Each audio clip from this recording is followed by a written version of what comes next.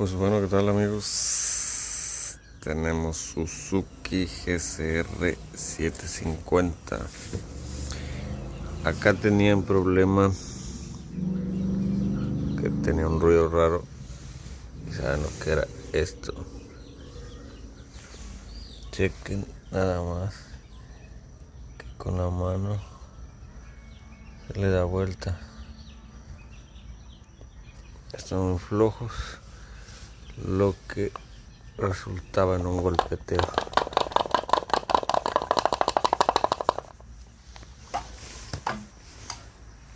Soluciones rápidas.